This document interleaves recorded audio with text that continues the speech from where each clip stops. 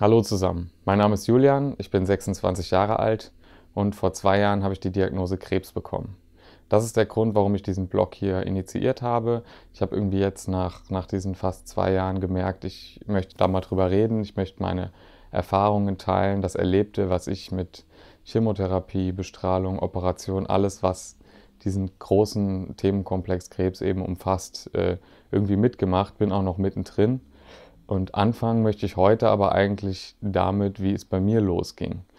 Denn das ist einer der Fragen, die ich am häufigsten gestellt kriege, nämlich wie das alles losgegangen ist, wie das entdeckt wurde. Man geht ja nicht mal zum Hausarzt und sagt, hier drückt's und dann heißt es, sie haben Krebs. So schnell ist das bei mir nicht passiert und ich denke bei vielen auch nicht.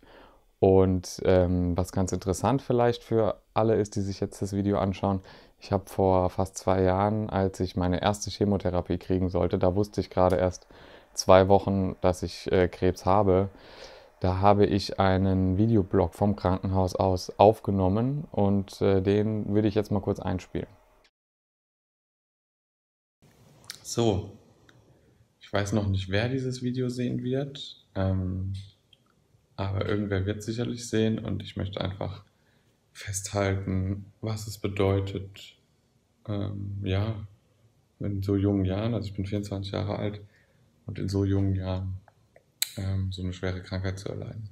Das habe ich vor 2 Wochen erfahren. Man hat ein Ewing-Sarkom bei mir entdeckt im unteren Rücken. Ich habe schon seit einem Jahr dort Beschwerden festgestellt.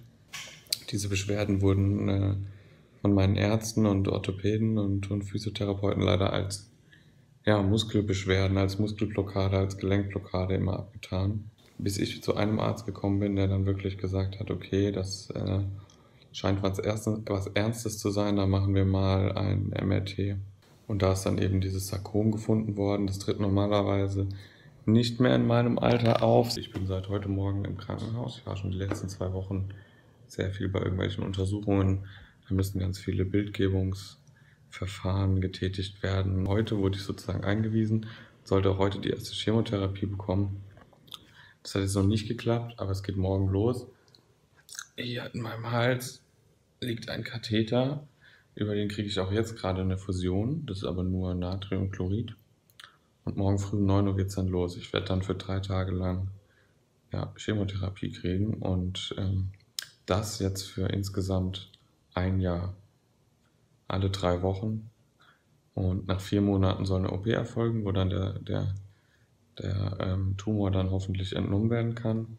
Danach aber noch 8 Monate lang weiter Chemotherapie. Ich muss immer 3 bis 4 Tage im Krankenhaus bleiben, bis ich nach Hause darf.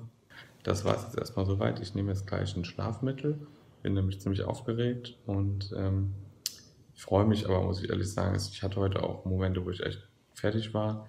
Aber eigentlich freue ich mich gerade, dass es losgeht, weil ich weiß, da wächst was in mir und es muss weg. Und deswegen starte ich jetzt. Wie ihr seht, habe ich mich seitdem ein wenig verändert. Es ist auch einiges passiert.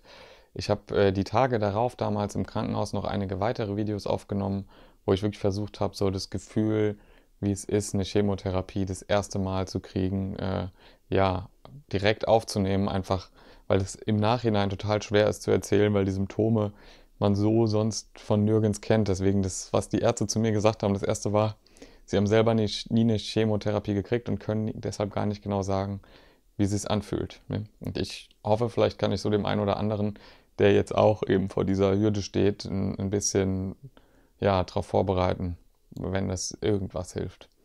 Ansonsten, ihr habt es gerade gehört, also bei mir ist ein Ewing-Sarkom festgestellt worden. Das ist ein bösartiger Knochentumor, der eben vor allem bei Jugendlichen, aber auch bei jungen Erwachsenen eben auftritt. Die Wahrscheinlichkeit daran zu erkranken liegt bei etwa 1 zu 1 Million. Also es ist wirklich sehr selten. In Deutschland gibt es nur rund 50 Neuerkrankungen pro Jahr. Das heißt, es ist da auch extrem wichtig, mit den richtigen Ärzten richtig behandelt zu werden, weil da gibt es oftmals keine zwei Meinungen zu. Also man muss da sehr, sehr genau vorgehen. Das ist alles in der Studie bin ich damals drin gewesen. Das ist dann alles nach einem festen Protokoll abgelaufen und das war auch, denke ich, gut so, wenngleich ich immer noch in Behandlung bin. Darauf möchte ich aber in einem anderen Video eingehen. Wie gesagt, heute erstmal nur das Thema, so fing es an. Vielleicht noch kurz was so zu den letzten Tagen und Wochen, bevor das festgestellt wurde. Also es war halt so, dass ich irgendwann diese MRT-Bilder bekommen hatte, dass man da eben eine Raumforderung gefunden hat, also einen Tumor.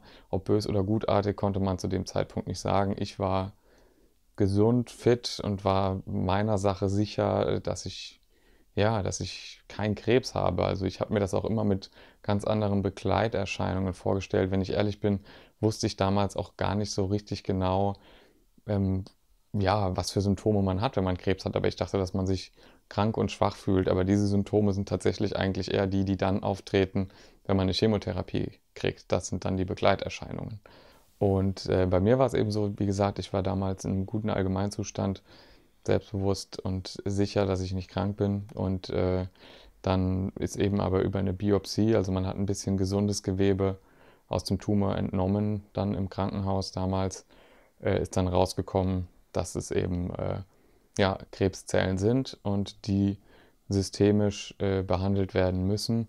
In welchem Ausmaß damals, wusste ich noch nicht. Ich wusste eben nur, dass es auf jeden Fall Chemotherapie geben wird und dass man auch operieren und eventuell bestrahlen will. Aber an diesem ersten Termin hat man mir noch nicht gesagt, was mich insgesamt erwartet. Und ich glaube, das war auch ganz gut, dass die so ein bisschen Stück für Stück mir erst erläutert haben, was das alles bedeutet, weil das am ersten Tag einfach viel zu viel wäre. Ne?